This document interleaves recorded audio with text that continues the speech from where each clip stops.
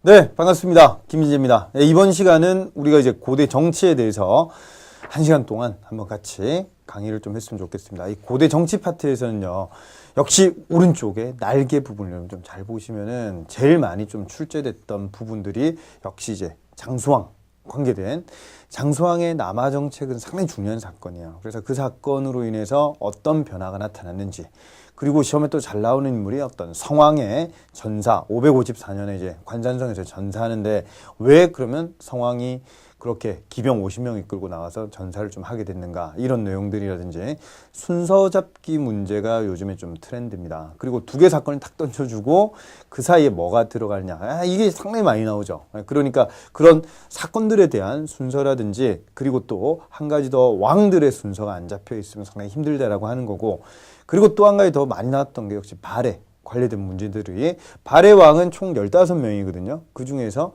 1대, 2대, 3대, 10대 임금, 이 4명의 얘기가 상당히 잘 나오는데, 그 중에서 특히 1대 임금 대조영, 2대 임금 무왕, 이 무왕이 제일 또 많이 나왔어요. 무왕. 그 다음에 3대 임금 문왕, 10대 임금 선왕, 해동성국, 전성기. 그래서 이 4명을 위주로 해서 좀 정리를 잘 해주시면 되겠습니다. 그리고 신라 같은 경우에는 상대, 중대, 하대, 이렇게 좀 3개로 좀 구성이 되어 있는데, 그 중에서 상대 내용도 중요하지만 중대 때 뉴스페이퍼 킹, 신문왕, 이 왕을 모르면 안 된다라고 하는 거죠. 그런 것들을 한번 정리를 해 주실 필요가 있겠습니다. 자, 그러면 고대 국가 이제 성립과 발전 내용을 좀 한번 보시면, 군장국가라고 하는 개념이 있었고, 그 다음에 이제 연맹왕국이라고 하는 개념이, 왕은 있지만 왕권이 좀 약한, 특히 부여라든지, 고조선도 처음에는 군장국가 형태로 가다가 나중에 이제 부왕, 준왕, 이런 왕이 세습되는 이런 분위기 될 때 연맹왕국급으로 간다라고 하는 건데, 고구려도 처음에는 연맹왕국으로 출발을 좀 했지만 나중에 중앙집권국가가 된다라고 하는 거, 이런 변화들이 있다라고 하는 거죠. 자, 그러면 질문 한번 해볼게요. 옥저하고 동해는 읍군삼로, 읍삼이가 있죠. 읍군삼로. 이런 애들은 군장이죠. 군장국가로 좀 가는 거고, 가야는 어느 쪽일까요? 그렇죠. 연맹왕국이라고 하는 거죠. 그러면 고구려, 백제, 신라의 세 나라는 중앙 집권 국가라고 하는 게 되겠습니다. 그래서 우리가 고구려, 백제, 신라라고 하는 이 세 나라를 얘기할 때 한번 생각해 봅시다. 고구려, 백제, 신라 중에 제일 먼저 건국된 거는 신라죠, 신라. 그 다음이 고구려, 그 다음 백제인데, 그럼 우리는 뭔가 이제 신라, 고구려, 백제 이런 뭔가 좀 이상하죠? 그럼 왜 그렇게 고구려, 백제, 신라라고 할까요? 그 이유는 중앙집권 기틀 마련된 순서라고 보시면 되겠습니다. 그래서 고구려 제일 먼저, 그 다음에 백제, 그 다음에 이제 신라, 이런 식으로 좀 간다라고 보시면 되겠습니다. 자, 그러면 이제 그런 내용들 위주로 해서 우리가 왕의 이름들 한번 좀 풀어보고 그 왕들을 빠르게 한번 정리를 한번 좀 해보겠습니다. 자, 먼저 이제 고구려부터 한번 좀 볼게요. 자, 고구려는 시험에 이제 자주 나오는 왕이 이제 태조왕, 그 다음에 고국천왕, 그 다음에 미천왕,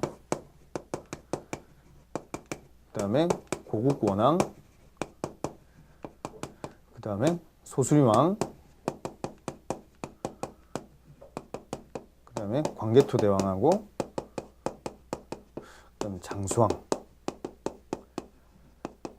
이렇게 우리가 좀 분류를 좀 한번 해보고요. 자, 그 다음에 두 번째, 백제 같은 경우에는 제일 먼저 이제 정리를 좀 해야 되는 왕이 첫 번째로 고이왕, 그 다음에 근초고왕, 그 다음에 침류왕, 그 다음에 계로왕. 물론 이 사이에 한 명 들어가는 왕이 비유왕, 이런 왕도 있습니다. 자, 그 다음에 이제 계로왕 다음에 동성왕이라든지, 문주왕이라든지,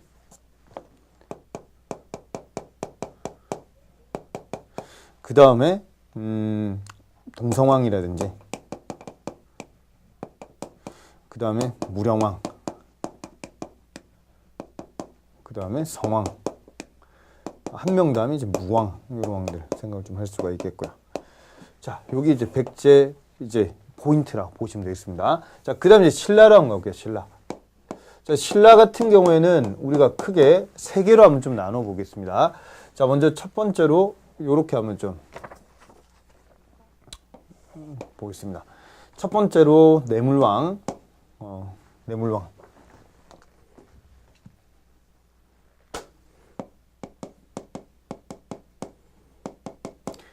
그 다음에 눌지왕, 그 다음에 소지왕, 그 다음에 지증왕, 그 다음에 버풍왕, 진흥왕, 그 다음에 진평왕, 그 다음에 선덕여왕, 그 다음에 진덕여왕, 여기까지. 자, 그래서 지금 여기에 있는 왕들을 삼국사기에서 상대, 요런 표현을 좀 쓰게 된다라고 하는 거고. 자, 그 다음에 두 번째로 우리가 또 봐줘야 되는 왕이 이제 바로 중대 때 왕들인데, 자, 중대 때 왕들은 첫 번째로 무열왕,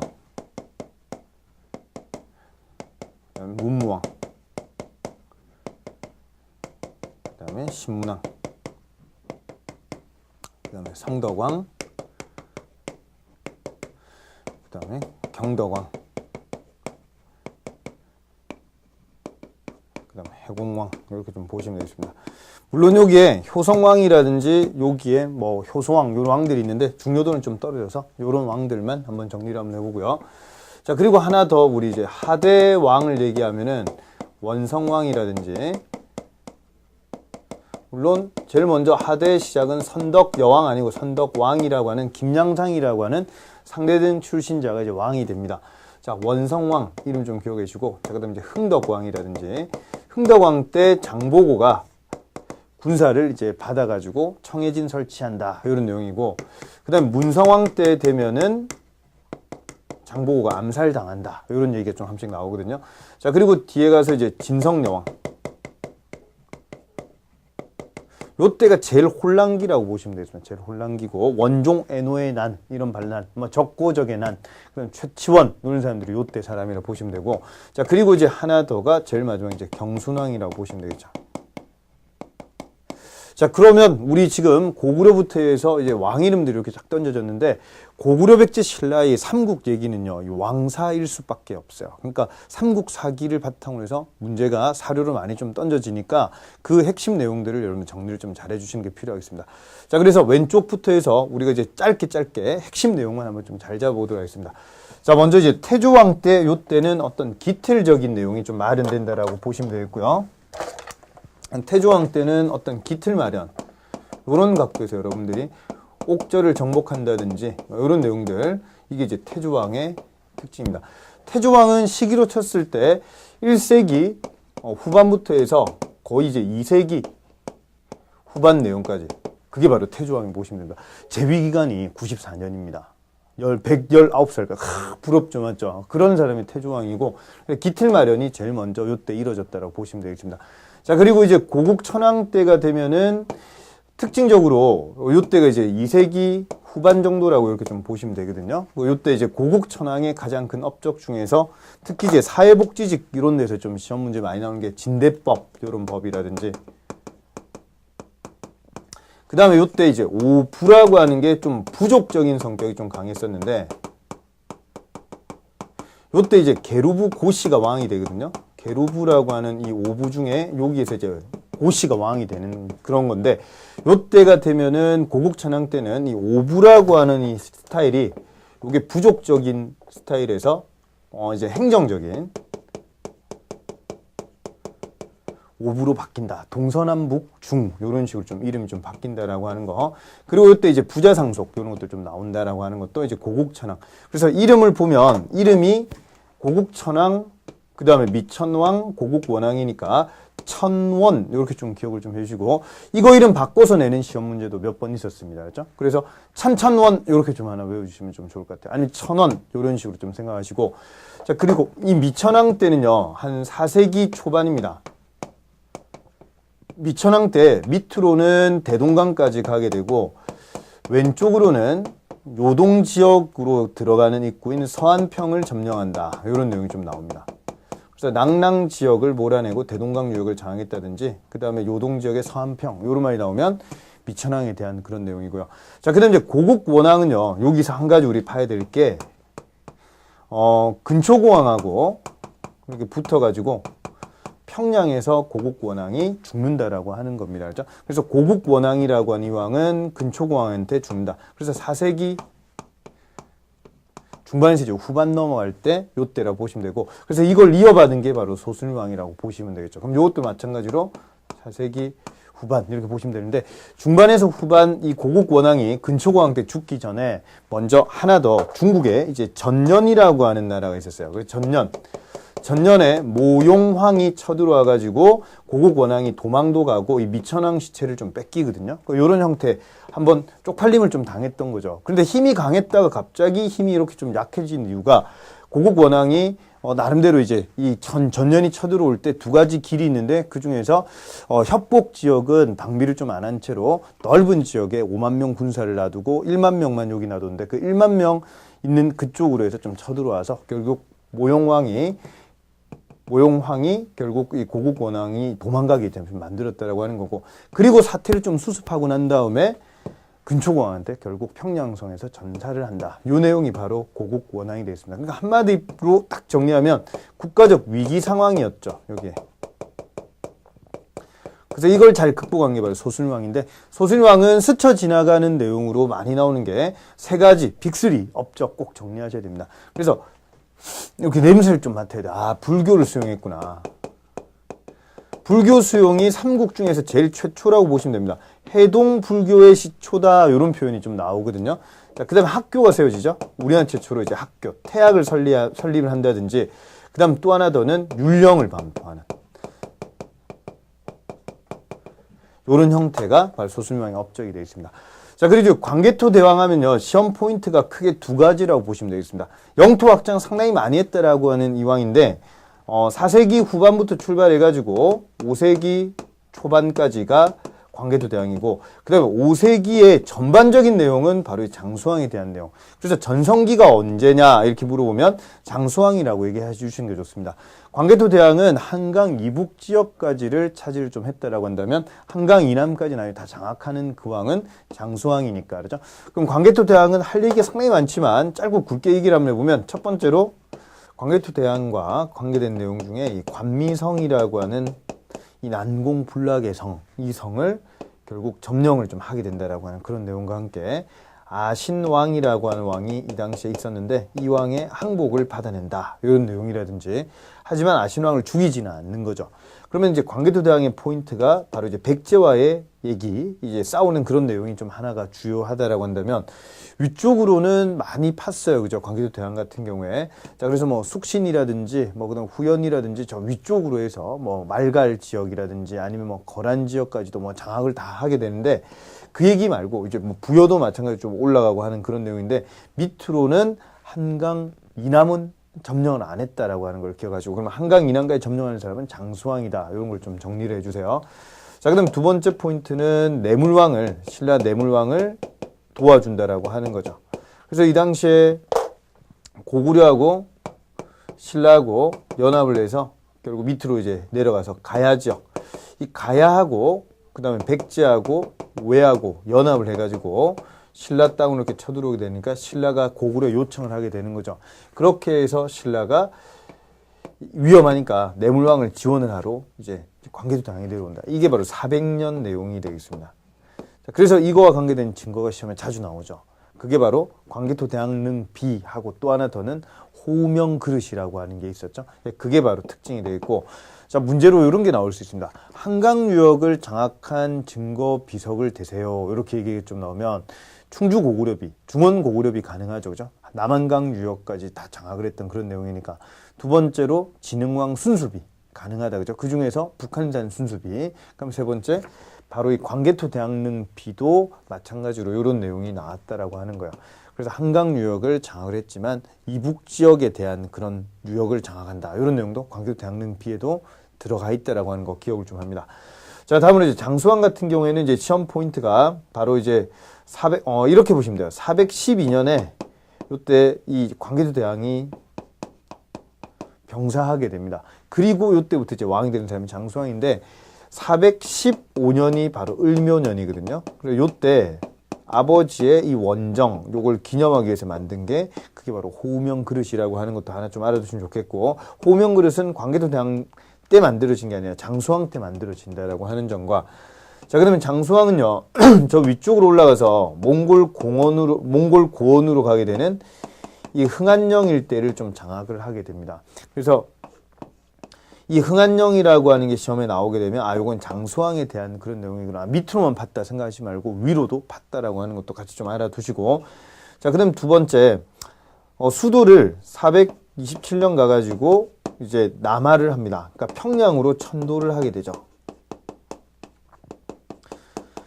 자, 국내성에 있던 귀족 세력들을 좀 누르고 그렇게 해서 평양으로 옮기게 되는데, 평양으로 천도를 하고 나니까 433년에 나제 동맹이라고 하는 게 나오게 된다라고 하는 거죠.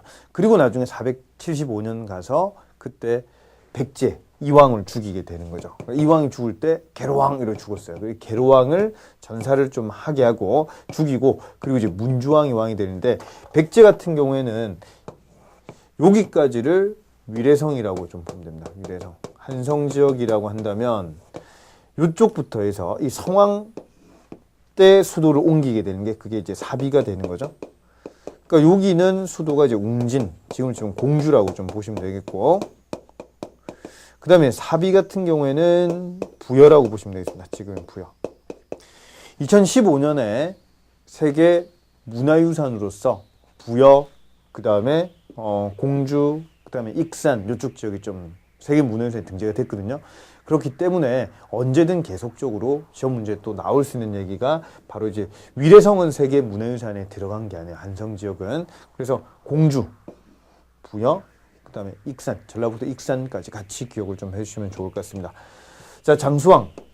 제일 중요한 건 평양을 수도를 내렸다. 요게 상당히 시험에 많이 나오는 그런 완전 대박이다. 이렇게 좀 볼 수가 있겠습니다.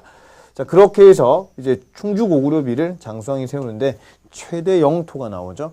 아산만부터 영일만까지. 그러니까 아산만 또는 이제 남량만부터 중령을 지나서 영일만까지. 이런 내용이 이제 장수왕과 관계된 그런 내용이 되겠습니다.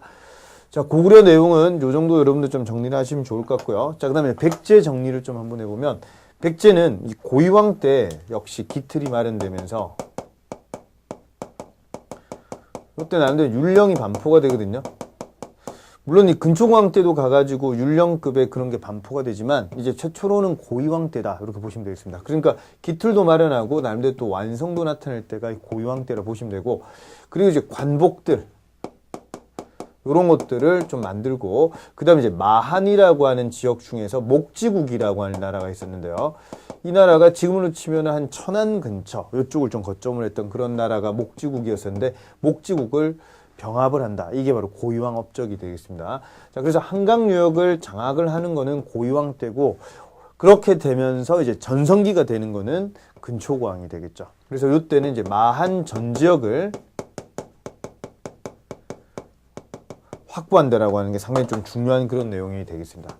그리고 두 번째로 지도를 한번 좀 보면은 이쪽에 이제 요서, 그 다음에 이렇게 볼록 튀어나와 있는 산둥, 그 다음에 일본의 규슈 지역까지 요서, 산둥, 규슈 지역을 진출한다라고 하는 것과, 그 다음에 근초고왕 때 나름대로 이제 부자상속 이런 것도 등장을 하게 되고, 그리고 칠지도라고 하는 거를 잘 기억을 좀 해줘야 되죠. 칠지도를 외왕에게 근초고왕이 하사를 한다라고 하는 내용도 기억을 좀 하시고, 고이왕과 근초고왕 중에서 이 고이왕 때는 목지국, 그 다음에 근초고왕 때는 마한전지역, 이런 표현을 꼭 좀 잡아주도록 합니다.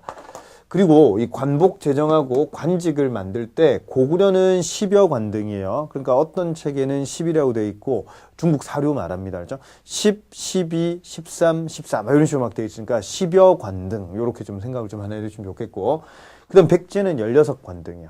그래서 이 제일 위에 있는 사람들을 좌평이라고 부르는데, 이 좌평을 6명을 좀 만들었거든요. 근데 요 애들 중에서 뭔가 힘센 애를 하나를 좀 만들어야 되겠다 해서 근초고왕 때는 상좌평이라고 하는 거를 좌평 중에서 하나 만든다라고 하는 것도 하나 기억을 좀 하시면 좋겠습니다. 자, 침류왕은 불교를 이제 수용을 했다. 요 내용이 제일 큰 핵심이고요. 자, 그 다음에 비왕하고 신라의 눌지왕하고 나제 동맹을 맺는다. 요거 기억을 좀 합니다. 나제 동맹을 맺을 때 그때 종합 선물 세트를 하나 만들었어요. 비누 선물 세트. 이렇게 좀 기억을 좀 합니다. 나제 동맹. 요게 나오게 되는 게 바로 평양 천도에 대한 대항으로서 나오게 된다라고 하는 거. 시험에 자주 나오니까 요 기억을 좀 해줍니다. 자, 그리고 이제 계로왕이 475년에 요때 이제 전사당한다 이 말이야.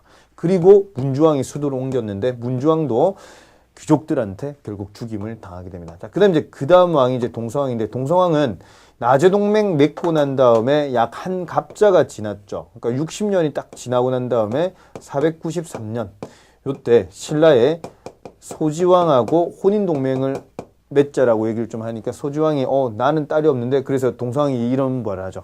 그럼 나 결혼 못해? 그래 이 사람 이름이 모대입니다. 모대야죠. 그래서 이 소지왕 밑에 있었던 왕족 중에 하나였던 이벌찬 1등급이었던 이벌찬 딸 비지라고 하는 사람의 딸과 혼인 동맹을 맺게 된다. 이런 내용이 되겠습니다. 그러면 이게 이제 시험에 한 번씩 나오면 잘 틀리는데 나제 동맹하고 요거는 혼인 동맹이라고 하는 거죠. 혼인 동맹. 자, 그리고 이제 무령왕 하면은 시험에 가장 많이 나오는 포인트가 한 3가지 정도 되는데 그 중에서 먼저 첫 번째로 중국에 이 당시에 남조에 보면 송, 제, 양, 진 이런 나라가 순차적으로 좀 지나갔었는데 북조가 있고 남조가 있었어요. 남조에 있는 나라 중에서 특히 이제 양이라고 하는 나라와 교류를 하게 되고 그 무령왕과 이 남조하고 교류를 해서 이걸로 인해 가지고 벽돌 무덤이 나오게 되죠. 벽돌식 무덤. 그리고 이 무령왕의 이름이 사마입니다. 사마. 사마라고 하는 이름이 무덤에 적혀 있는 거죠. 사마왕이 땅을 이제 돈을 내서 땅을 이제 매입을 해가지고 결국 이런 묘지를 만들었다, 무덤을 만들었다 이런 내용인데 원래 이제 배수로 공사를 좀 공주제게 하다가 갑자기 구멍이 뻥 뚫려서 어이구머니나 하고 들어가 보니까 그게 바로 무령왕릉 이 사마왕의 무덤이었다라고 하는 거죠. 자, 그 다음 이제 두 번째 포인트 하나 좀 잡아준다면 22담로라고 해서 자, 문주왕도 암살당하고 동서왕도 암살당해요. 귀족들한테. 그러니까 이 무령왕 같은 경우에는 안 되겠구나 싶어서 지방 세력을 좀 감시를 해야 되겠다 생각을 좀 하게 되는 거죠. 그래서 22담로라고 해서 지방의 22개 요지에다가 왕족들을 파견을 해서 감시한다라고 보시면 되겠습니다. 자, 여기 이제 무령왕의 가장 큰 포인트 3가지인데 그 중에서 이제 남조의 양과 교류했다라고 하는 거 22담로 요게 단골이라고 보시면 되겠습니다. 그리고 무령왕릉 요거 같이 하나 좀 봐주시면 될 것 같고 그리고 성왕이 즉위하고 난 다음에 성왕하고 또 동시대 때 왕을 우리가 한 명 기억한다면 진흥왕을 같이 생각을 좀 해줘요. 진흥왕. 성왕하고 같이 연합을 좀 해가지고요. 한강 유역을 상류 지역은 신라가 차지를 하고 하류 지역은 백제가 좀 차지를 하게 되는데 결론적으로 신라가 이걸 주기로 했던 거를 진흥왕이 배신을 하게 되는 거죠. 그러니까 나중에 성왕이 관산성 전투에서 전사를 당한다. 자, 그럼 관산성 전투에서 전사당한 게 554년인데요. 이것보다 앞에 538년 요때 나라 이름을 바꾸게 된다. 원래 이제 백제라고 하는 이름에서 바꾸게 되는 게 이제 남부여가 되죠. 그래서 수도를 사비로 이제 천도하게 되는 게 바로 성왕이라고 보시면 되겠습니다. 자, 그 다음에 성왕은 일본 불교에 영향을 주게 됩니다. 그래서 나중에 문화파트 공부하다 보면은 여러분들 놀이사치계라고 하는 이름이 나요. 놀이하는, 사치하는 개 모임 이름 같죠? 그 놀이사치계가 일본의 불교에 영향을 준다. 이런 것들을 기억을 좀 하시고. 그럼 요건 또 22담로죠. 성왕은 22부라고 하는 거를 행정관청을 22곳을 좀 만들게 됩니다. 그래서 22부라고 하는 거를 만들고 옛날 이 근초고왕 때의 영광을 다시 한 번 더 이런 글로리를 한 번 더 누리기 위해서 노력을 좀 했지만 결론적으로 관산성 전투에서 전사하면서 결국 실패하게 된다라고 하는 내용의 특징이 되겠습니다. 자, 그리고 이제 무왕 하면은 서동료 얘기 좀 들어보셨죠? 그 무왕과 관계되는 지역이 바로 익산입니다. 익산으로 수도를 좀 옮기려고 했지만 결국 좀 실패를 하고 무왕은 익산에 미륵사 요거와 좀 관계되는 미륵사지 석탑 이런 내용들 들어보셨죠, 그죠? 자, 그게 이제 무왕 때 내용이 되겠습니다. 자, 그러면 전반적으로 쭉 흘러가는 내용을 여러분들이 좀 이해를 하시고 제일 시험에 기출도가 좀 높았던 왕이 바로 성왕, 그 다음에 무령왕, 그 다음에 근초고왕 이런 왕들을 업적들을 여러분들 좀 정리를 하시면은 상당히 점수가 이제 잘 올라갈 겁니다. 자, 그다음에 신라로 한번 좀 넘어가 볼게요. 자, 신라 같은 경우에는 먼저 이제 내물왕, 자, 그러면 이제 뇌물왕이라고 하는 이 사람은 이제 4세기 말, 4세기 후반, 5세기 초라고 보시면 되겠고요. 그리고 이제 눌지왕하고 소지왕은 5세기 사람을 보시면 됩니다. 그러니까 5세기 전반에는 눌지왕, 그러니까 5세기 후반에는 소지왕 이렇게 보시면 되겠죠. 우리 앞에서 비눌 생각납니까? 이제 낮의 동맹이라고 한다면 소지왕 같은 경우에는 493년에 혼인 동맹을 맺는다. 그래서 이 중간에 자비왕이라고 하는 왕이 있기도 하지만 시험에 뭐 잘 안 나오고 하니까 눌지왕, 소지왕. 자, 이름 잘 안 해주시니까 화장실 가서 응가를 누를지 안 누를지 고민했다. 이렇게 좀 기억을 하시고, 그리고 이제 응가를 누고 난 다음 마음이 뭔가 좀 편안해지죠. 그래서 내가 오늘 저녁을 쏘지. 그 소지왕이 되겠습니다. 그렇죠? 그래서 누고 쐈다. 이렇게 좀 기억을 좀 해두시고, 500년에 소지왕이 서거를 해요. 그리고 500년부터 이제 지증왕이 되니까 요 시기가 런닝맨 뛰는 사람이 지석진이 아니고 지법진이다. 이렇게 좀 그래서 지법진. 요게 이제 6세기의 왕 3명이라고 좀 보시면 되고, 그리고 이제 6세기 말에 이제 진평왕이 나오는데, 진흥왕이 전성기죠. 그러니까 이 당시 상대에서의 최고의 전성기는 진흥왕이라고 보시면 되고, 그 진흥왕 다음에 진지왕이라고 하는 왕이 있는데, 이 왕이 좀 야하고 음란해서 화백회의의 회의를 통해서 결국 쫓김을 당한다. 그리고 이제 진평왕이 나오는데, 요때가 바로 세속 5개 생각을 좀 하시면 되고, 원광법사의 세속 5개, 화랑도 얘기 나오죠. 그 화랑이 만들어진 거는 진흥왕 때입니다. 그래서 진흥왕 때 화랑이 만들어지고, 요때가 세속 5개, 원광법사가 세속 5개하고 하나 더 숨겨져서 시험에 잘 나오는 것 중에 하나가 또 걸사표라고 해서, 불교에서는 살생을 금지를 좀 시키는데, 왕의 명령을 받았던 나는 호국 불교를 가지고 있기 때문에 이런 걸 써서 수나라한테 요청을 한다. 이런 내용이 나오죠. 수나라에게 요청을 가하는 문서, 이 걸사표, 이런 말도 같이 진평왕 때 생각을 좀 하시면 되겠습니다. 지법진하고 진평왕. 자, 그 다음에 선덕여왕의 가장 큰 출제 포인트는 이때 만들어지는 것 중에서 첨성대 들어보셨죠? 그 다음에 황룡사라고 하는 절이 진흥왕 때 만들어집니다. 그러니까 황룡사 9층 목탑, 몽골 침입 때 불탔지만 요때 만들어진다라고 하는 거 기억을 좀 하시고, 자, 진덕여왕 때가 바로 이제 무열왕으로 넘어가기 전에 마지막 성골 출신 왕이다. 성골 마지막 왕이다.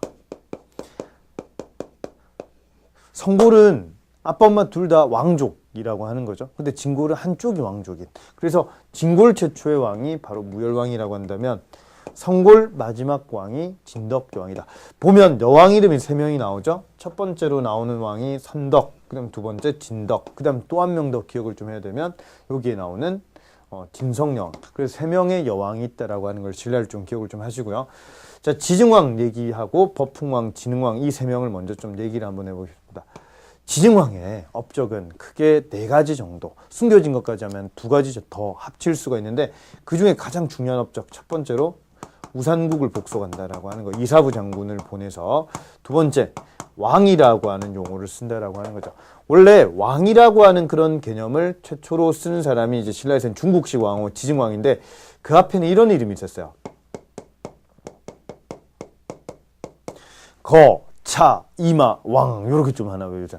거서간, 차차웅, 이사금, 마립간, 왕인데, 요 중에서 시험에 출제되는 포인트는 바로 이 마왕이라고 좀 기억을 합니다. 마가 바로 뇌물왕 때 광개토당의 원정을 통해 가지고 중앙집권의 어떤 기틀이 마련이 되거든요. 그리고 이제 뇌물왕 때는 김씨가, 박석 김 중에서 김씨가 왕을 독점적으로 이제 세습을 하게 된다라고 하는 그런 내용이 바로 이제 뇌물왕 때 내용이라고 한다면, 마립간이라고 해서 호두맛의 꼭대기 하면 호두마루 생각나시죠? 산마루 이런 표현 생각나시죠? 그러니까 마루에다가 칸이라고 하는 그런 성격을 합쳐버리면 그게 바로 마립간이에요. 그러니까 상당히 힘이 강한 대군장 이런 개념이 마립간이고, 여기 이제 뇌물왕 때 나온다라고 보시면 되겠습니다. 자, 그래서 크게 이제 우상국, 그 다음에 왕, 그 다음에 이제 세 번째로 기억을 좀 해야 될 게, 요때 나라 이름을 사로국에서 신라라고 하는 이름을 바꿀 때가 바로 요때라 보시면 됩니다. 그러니까 이 3가지가 제일 큰 핵심이 되고요. 그리고 그거 말고 이제 나름대로의 지방 행정 제도도 좀 개편을 한다든지, 소를 이용해서 농사 지었다, 우경이라든지 그런 내용까지 같이 좀 가미를 해서 봐주시면 되겠습니다. 자, 그 다음에 뭐 지증왕 때 업적 중에 또 동시, 동시전, 요런 것들이 이제 경제 파트에서 나오니까 그건 또 그때 가서 한번 더 설명 좀 드릴게요. 자, 그 다음에 법풍왕 하면은 병부라든지 병부라고 하는 걸 만들게 됩니다. 이게 지금을 치면 좀 국방부 개념인데 이게 시험에 한 번씩 좀 나와요. 그리고 법풍왕 때 되면은 2차돈 들어보죠. 2차돈.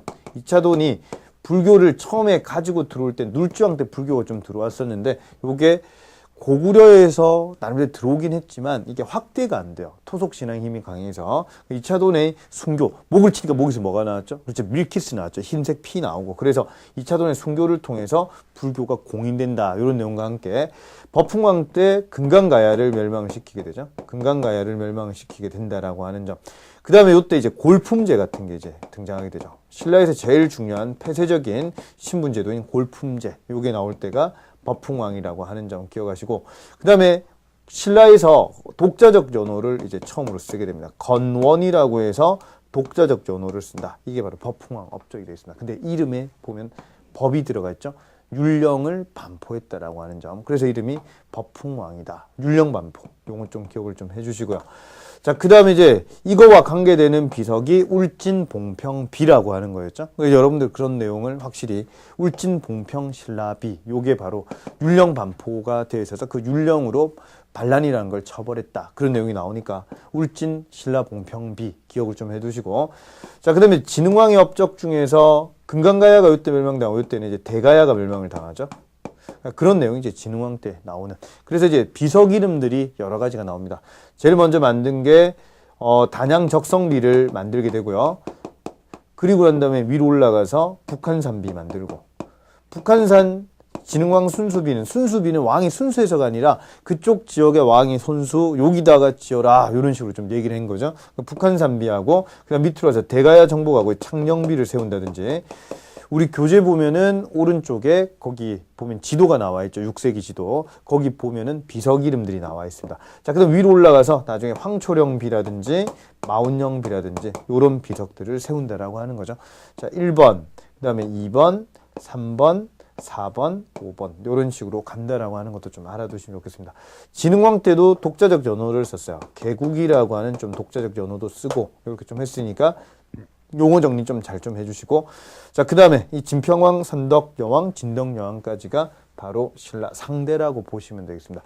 자, 상대왕들이 쭉 나와 있는데 요 중에서 중요한 왕이 누구냐 이렇게 물어보면 특히 이제 법흥왕하고 진흥왕인데 지증왕도 놓치면 안 되고 한 명 더 하면 내물왕. 이 네 명이 제일 큰 시험에 많이 나오는 그런 이름들이다 보시면 되겠습니다.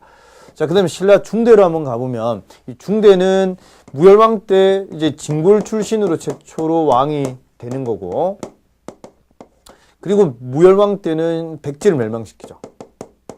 백제를 멸망시키고 문무왕 때가 되면은 삼국 통일합니다. 고구려 멸망시키면서 삼국을 통일시킨다. 그래서 백제 멸망, 그 다음에 고구려 멸망, 그 다음에 나당 전쟁을 하게 되죠. 당나라하고 연합을 하게 되는 게 바로 진덕여왕 때 이제 연합을 좀 하게 되면서 그때 이제 백제 공격하러 김춘추가 왕이 되는 거죠. 그렇게 해서 백제 바로 멸망 앞에 나당 연합이라고 하는 거 기억을 좀 하나 해두시고, 나당 연합을 하고 난 다음에 백제 멸망, 그 다음에 고구려 멸망, 그 다음에 삼국 통일 이런 순서 좀 잡아주시면 되겠습니다.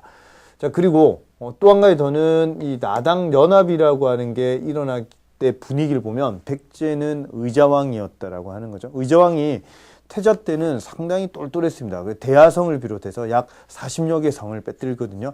옛날 이제 가야 지역이 신라로 통합이 나중에 되는 그런 땅 지역인데 그쪽 지역의 성을 백제가 상당히 많이 빼뜨니까 그렇게 해서 나당 연합이라고 하는 게 만들어진다라고 하는 겁니다. 원래는 고구려에 먼저 가서 요청을 좀 했는데 김춘추가 갑니다. 이 진덕여왕 때. 그때 가서 한강 유역을 내놔라. 평양, 그래서 실제로 한강 유역을 내놔라 이렇게 고구려에서 얘기하니까 아, 그건 안 되겠다 하니까 깜빵에 들어가죠. 그리고 난 다음에 당나라로 가게 되는데, 당나라는 이 나당 연합하기 전에 고구려한테 한번 크게 진 적이 있죠. 그게 바로 안시성 싸움이었죠. 안시성 싸움 때 이 태종이 한번 당해 놓으니까 그런 것들에 대해 가지고 나당 연합으로서 고구려 땅을 좀 차지하고 싶다 이런 생각이 좀 있었던 거죠. 자, 하나 더 안시성 싸움 앞에 있었던 거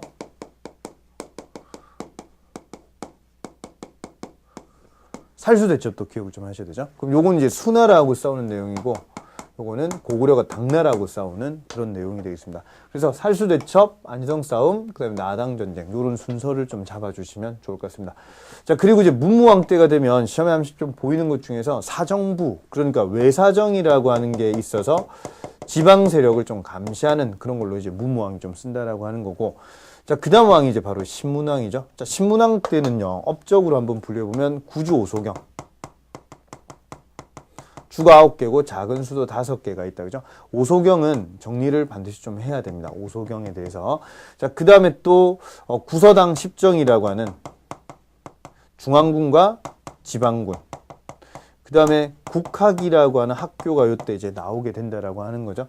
자, 그래서 신문왕의 업적을 보면은 원래 이제 자기 장인어른이 김음돌이었었는데 김음돌이 모반 사건, 반란을 좀 일으키게 되면서 신문왕이 진골 세력을 누르기 위해서 노급이라고 하는 그런 토지제도를 없애버리고 관료전이라고 하는 거를 지급한다. 이게 시험에 상당히 많이 나옵니다. 그렇죠? 관료전 지급. 그 다음에 노급과 동급이긴 한데 받는 게 좀 다른. 노급은 월급 개념을 좀 받는다라고 한다면 왕족이나 군공을 세웠던 사람들이 받는 시급. 그렇죠. 시급은 좀 제한을 하고 노급을 폐지시켰다. 그 다음에 관료전 지급했다. 이런 말 나오면 신문왕의 업적이라고 보시면 되겠습니다. 자, 그다음에 성덕왕은 우리 한 가지만 딱 기억을 합시다. 이때 이제 정전이라고 하는 16세 이상의 남자들에게 토지를 나눠줬다. 이런 내용이 나오고, 그 다음에 경덕왕 때가 되면은 이 노급이 다시 부활이 되는 거죠. 노급 부활이 좀 되면서 민정문서가 일본에서 발견됐었는데 이 민족문서가 작성이 좀 될 때 그때가 이제 경덕왕 때 정도다. 요걸 좀 기억을 좀 하나 해주시면 좋겠습니다. 그래서 보면은 토지로 칠 때 연수유 전답 요런 이름이 좀 나오거든요. 그러니까 요게 바로 이제 정전을 통해서 토지를 하사받아서 많은 사람들이 땅을 한 93% 정도가 바로 이 민전 개념의 연수유 전답 요게 나오게 됩니다. 뒤에 경제 파트 할 때 민족문서 할 때 한번 더 설명을 좀 드리도록 하겠습니다. 자, 그래서 경덕왕 때는 노급이 부활된다라고 하는 것과 그 다음에 이제 민족문서 요것도 요때 이제 작성되었던 거 이게 일본에서 발견되었다 봐주시면 되겠고요. 자, 그 다음에 이 해공왕은요 암살당해요. 암살당하기 전에 나름대로 뭐 요런 난이 있어요. 96 각간의 난이라든지 96명의 높은 신하들이 반란을 일으킨 애도 있고 반란을 좀 진압한 애도 있고 다 합쳐보니까 96명 정도가 되는 거죠. 96 각간의 난으로 나라가 좀 휘청휘청하다가 나중에 이제 김지정의 난으로 인해 가지고 결국 해공왕이 암살당한다라고 하는 내용이 되겠습니다. 자, 여기까지 내용을 가르쳐서 우리가 중대라고 하는 표현을 좀 쓰게 되는데 이 중대 시대 때를 다른 말로 우리가 얘기를 하면 무열왕계 이런 식으로 좀 쓰게 되죠. 무열왕계가 결국 해공왕이 자식 없는 상태로 죽게 되니까 그 다음에 상대등 출신자가 왕이 되는데 그 사람이 바로 선덕왕 김양상이라고 하는 사람이 왕이 되고 이 신라 하대는요 약 기간을 치면 150여 년 정도인데 이때 한 20명 정도가 교체가 돼요. 그러니까 우리 장수왕하고 태조왕만 합쳐도 거의 150년 2명이서 다 하는데 맞죠? 이 기간 동안에 수명 정도 나오니까 상당히 혼란기라고 보시면 되겠습니다. 그래서 이때는 지방에서 성장하는 중앙에서 왕위 쟁탈전에 바쁘니까 이때 이제 등장하는 세력 중에 하나가 이제 호족이라고 좀 보시면 되겠죠. 호족이라고 하는 이 세력이 신라 하대 때 나온다라고 하는 거 생각을 좀 하시고 호족 중에 가장 대표적인 인물이 바로 장보고 이 인물 좀 기억을 좀 해두시고 그 다음에 또 대표적인 인물 중에서 한번 정리를 한번 해야 되는 인물이 바로 어떤 양길 아니면은 뭐 궁예 그 다음에 견원 이런 인물들 왕건도 마찬가지로 호족이라고 볼 수가 있겠습니다. 자, 그 다음에 육두품이라고 하는 그런 세력은 골품제에서 보면 지방에 나름대로 좀 힘이 강했던 세력을 중앙귀족화를 좀 시키려고 하다가 나중에 중앙귀족이긴 하지만 진골보다는 좀 밑에 급으로 놔둬야 되겠죠.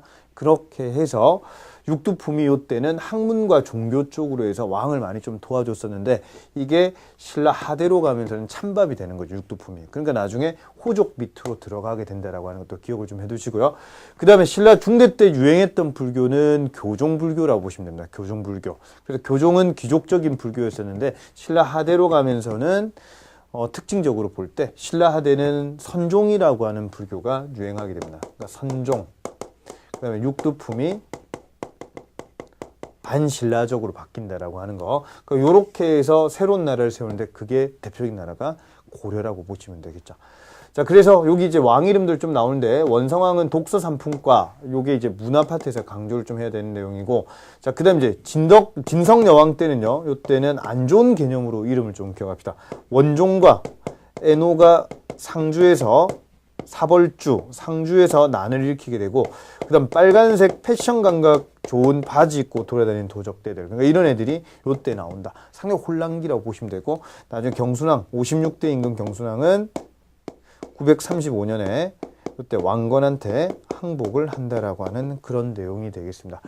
자, 그러면 여기까지가 이제 상대, 중대, 하대, 신라까지 한번 쭉 얘기를 한번 좀 해봤는데, 여기서도 여러분들이 이제 정리를 좀 잘 해줘야 될 게, 신라 상대왕과 그다음에 중대왕과 하대왕 중에서 지금 적혀 있는 왕 위주로만 여러분들이 조금 왕의 업적을 정리를 강화를 좀 시켜주셨으면 좋겠습니다.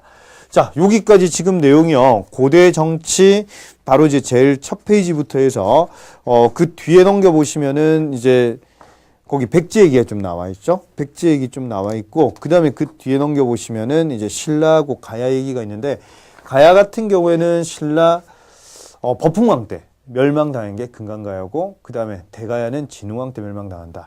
육가야가 나름대로 자기 독자적인 세력을 좀 구축을 좀 하고 있었기 때문에 중앙집권 체제로는 가지 못한다. 그리고 또 한 가지 더는 일본의 세키톡에 영향을 주게 되죠. 발음 한번 제대로 한번 따라보니까 일본 세키야, 예, 그렇죠. 세키톡에 영향을 준다. 이렇게 좀 생각을 하시면 되겠습니다. 자, 그래서 금강가야 중심에서 대가야 중심으로 세력 균형이 옮겨져 가는 것도 시험에 한 번씩 좀 나오는데, 거기 영향 주는 게 바로 광개토대왕의 원정이라고 보시면 되겠습니다. 자, 그런 것들 한번 좀 정리 잘 해주시고, 그럼 그 뒤로 넘기면 중앙정치 조직이 있죠. 예를 들어서 제가회의, 정삼회의, 화백회의 이런 것처럼 수도와 지방을 5부 5방, 6부 5주로 나눈다. 그 중에서 5부 5방 할 때 우리 오빠는 어디가 있냐? 우리 오빠는 백제 지방에 가 있다. 이렇게 생각합니다. 5부 5방 알았죠? 우리 오빠는 백제 지방에 있다. 이렇게 좀 외워주시고, 그 다음에 6부 5주. 이런 식으로 하나 둘씩 여러분들이 좀 이 표를 정리를 꼭 해주셨으면 좋겠습니다. 자, 그리고 뒤로 넘어가면은 대외항쟁 얘기 나오는데, 수나라하고 싸우는 거는 살수대첩, 그 다음에 당나라하고 고구려가 싸우는 건 안시성 싸움. 요걸 좀 정리를 해주시고, 그 다음에 삼국통일한 내용이 시험에 잘 안 나오거든요. 삼국통일 순서는 먼저 나당연합, 그 다음에 백제 멸망, 그 다음에 고구려 멸망 할 때, 백제 멸망할 때 백제 부운동도 나오게 되는 거고, 그래서 이름에 보면 복도 흑바람 이렇게 좀 외워주세요. 복신, 도침, 흑지상지, 왕자 이름이 풍이니까, 그렇죠? 복도 흑바람 이렇게 좀 외워주시면 되겠고, 고구려 같은 경우에는 또 멸망당하고 난 다음에 안승, 이 사람이 좀 특이하죠. 안승이라고 하는 사람은 부운동을 저 밑에 익산 지역에 가서 금마저라고 하는 곳에, 그쪽에다가 이제 나라를 보덕국을 좀 세우는데, 신라가 나중에 나당 전쟁할 때 그때 이 보덕국을 활용을 좀 많이 해서 결론적으로 당나라하고 보덕국하고 싸우게 되는 그런 형태를 또 연출하기도 합니다. 자, 그래서 뭐 안승이라든지 고현무라든지 그다음 보장왕, 마지막 왕이었죠. 또 나중에 부운동을 하기도 한다든지, 그다음에 또 한 명 더 기억을 좀 하면 건모잠, 이런 사람이 이제 안승의 스승이었는데, 안승이 또 나중에 신라의 그런 비밀 지령을 좀 받아서 안승이 건모잠을 죽인다든지 이런 내용도 같이 있다라고 보시면 되겠습니다. 자, 그게 바로 이제 백제 고구려 이제 멸망 그런 내용이라 좀 보시면 되겠고, 자, 마지막으로 거기 이제 남북국 시대 정치 변화 내용에서 왕 이름들, 특히 제가 좀 강조되는 왕은 신문왕이다. 신문왕 업적 좀 잘 정리를 해주시고요. 그리고 요것도 한번 볼까요? 나당 전쟁 할 때 마지막 전투 이름 두 가지 나오죠. 매소성하고 기벌포 전투, 이 두 개 전투 이름 좀 기억을 좀 해주시면 좋겠습니다. 자, 그리고 이제 마지막 말기 얘기는 한번 여러분들이 금방 들었던 내용을 한번 좀 정리하시면 좋겠고요. 후삼국 내용은 중세 내용 가서 한번 좀 언급을 좀 드리도록 하겠습니다. 왜냐하면 왕건이 나라 세우는 그 얘기부터 시작이 되는 게 그게 이제 고려 얘기니까 그건 우리 중세 가서 한번 또 언급을 좀 드리고, 자, 그래서 이제 마지막 얘기가 바로 발해인데요. 발에는 왕 이름을 여러분들이 총 15명 중에서 1대, 2대, 3대, 10대 임금을 좀 기억을 해주시면 좋겠습니다. 그래서 대조영이 나라를 세우게 되죠. 고구려 부운동의 연속선상으로서 698년에 나라를 세우게 되는데 나라 망하고 난 다음에 약 30년 있다가 나라를 세우게 됩니다.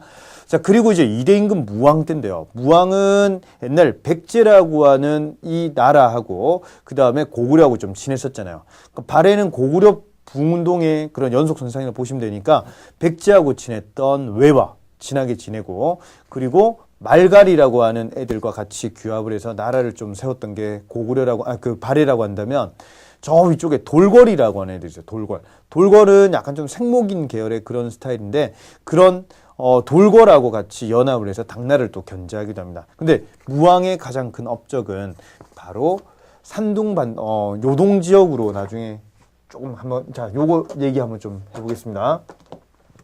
무왕에 대한 업적을 한번 좀 뽑아본다라고 한다면, 자, 실제로, 자, 이쪽 지역에 가서 공격을 하게 되는 거죠. 그러니까 산둥반도 지역에, 여기 덩저우 지역에 장문유라고 하는 장군을 좀 보내가지고, 이쪽 지역을 공격을 좀 하고요. 그리고 나서 요서 지역까지 가서 전쟁을 좀 하게 됩니다.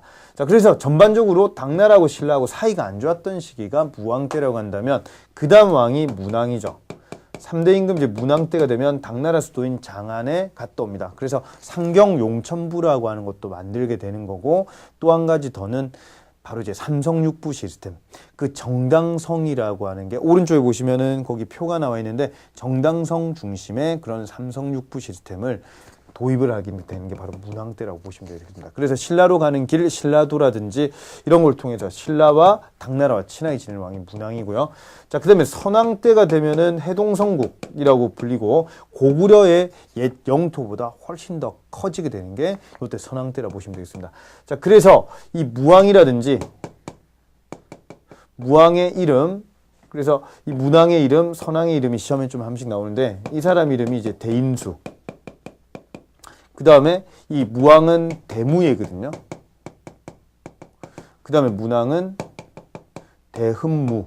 이런 이름도 같이 기억을 좀 하시면 좋겠고, 무자가 두 번째로 있다. 그죠? 요건 무자가 세 번째로 있구나. 아, 그럼 요거 2대 임금, 요거는 3대 임금. 무가 두 번째, 세 번째. 2대 임금, 3대 임금. 이렇게 좀 외워주시고, 독자적 연호 이름도 시험에 한 번씩 좀 나오니까, 무왕은 인안, 이렇게 좀 불렸거든요. 그래서 무인, 이렇게 좀 외워주시면 좋겠고, 문왕 같은 경우에는 대흥이라고 불렸어요. 그러니까 대문, 이렇게 좀 외워주시면 좋겠고, 선왕은 건흥이었거든요. 뭔가 건자가 들어가면 뭔가 좀 웅장한 그런 느낌이 좀 드는 거야. 광개토 대왕은 영락이라고 하는 그런 독자적 연호를 좀 썼다라고 한다면 이런 이름들도 같이 여러분들 좀 봐주시면 좋겠습니다. 자, 그러다가 나중에 거란의 침입으로 인해 가지고 결국 멸망을 당하게 된다라고 하는 것도 알아두시면 좋겠네요. 자, 그런 내용이 전반적으로 그 페이지에 나오는 내용인데, 대광현이라고 하는 발해 마지막 왕자가 고려로 귀순하게 되니까 그래 너도 역시 고구려 계승했구나, 왕시성을 하사하겠다 해서 이름이 왕광현이 된다. 이런 것들도 하나 좀 알아두시면 좋겠습니다. 자, 그 밑에 있는 표 내용 중에서 오경 10 만약에 예를 들어서 오경 12부 62주 이런 만약에 표현이 나왔어요. 오경 15부 62주가 만약에 나왔다. 그럼 이런 표현이 나오면 제일 영토가 넓을 그런 선왕 때 내용이다. 요게 이제 오경 15부 62주 용어 좀 잡아주시고, 자, 그 다음에 구주 오소경 얘기 나왔는데 5개 수도 오른쪽 제일 위에 보시면은 거기 오소경이 나와 있습니다. 그래서 그 지도에서 한번 동그라미 한번 좀 쳐보실까요? 제일 위에 이제 북원경, 그 다음에 중원경, 거기가 충주라 보시면 되고, 그 다음에 청주가 바로 서원경이 되겠습니다. 충주하고 청주하고 구별 꼭 좀 해주시고요. 자, 그 다음에 그 밑으로 내려가면은 거기 남원, 거기가 지금 남원인데 옛날 이름 남원경이었어요. 자, 그리고 신라한테 나중에 흡수가 되었던 금관경, 이 금관가야. 그래서 수도였던 김해. 이렇게 해서 5가지가 오소경이다. 이것도 좀 봐주시면 좋겠습니다. 자, 거기까지 설명 좀 한번 드렸고요. 또 여러분들이 핵심되는 그런 내용들 한 번 더 제가 좀 시간이 나름대로 조금 이제 정해져 있고 이렇게 하니까 제가 핵심 내용들 좀 강조를 좀 많이 드렸었는데, 거기 있는 국가 나름대로 네모박스 있는 내용도 한번 잘 좀 찬찬히 읽어보시고 해서 삼국시대는 왕에 대한 업적들이 상당히 많이 던져진다라고 하는 거, 그거 위주로 좀 정리 잘 부탁드리겠습니다. 자, 다음 강의는 우리가 이제 중세 내용에서 만나 뵙겠습니다. 네, 수고 많이 했습니다.